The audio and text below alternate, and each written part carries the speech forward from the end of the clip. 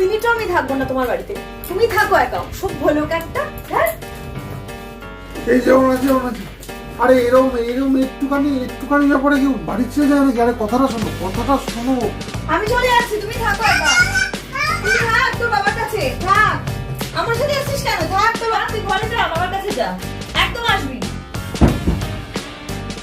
চলে তো যাচ্ছি, দেখি তো কি করছে ঘরে।